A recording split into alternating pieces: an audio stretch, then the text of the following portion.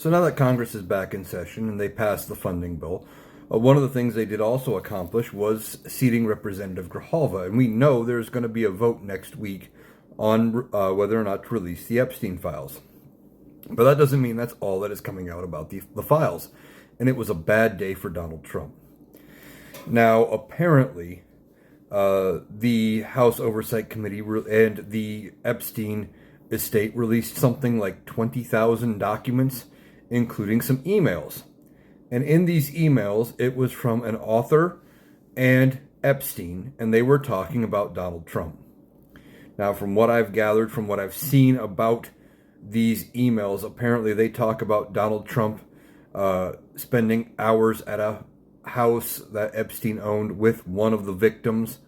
They talk about how Epstein had enough to take down Donald Trump, and that he was 75% of the way there to be ready to take down Donald Trump, etc. None of this is good for Donald Trump. Now, we're also hearing that multiple Republicans in the House of Representatives are breaking ranks, and they are now saying, yeah, I'm going to vote to release the files on this new information.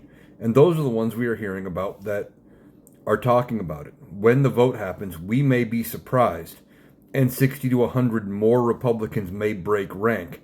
And if that happens, you're getting close to a veto-proof majority in the House of Representatives.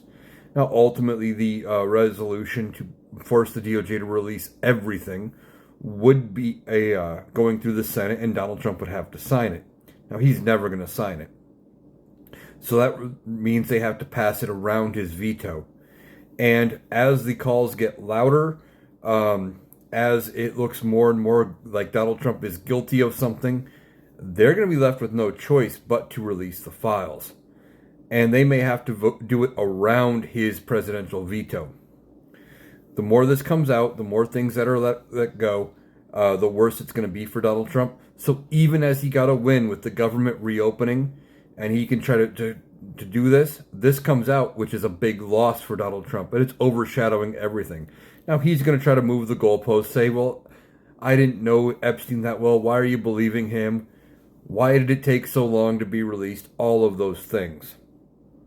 Simple fact of the matter is, if we had known about his connection to the Epstein files, there's a good chance if we knew back in 2016 when he ran for president the first time, that he never would have won the first time and we wouldn't be here now. But they kept the files hidden, and now they're going to see the light of day, hopefully. And we find out he's connected. It's not a good day for Donald Trump, despite opening the government.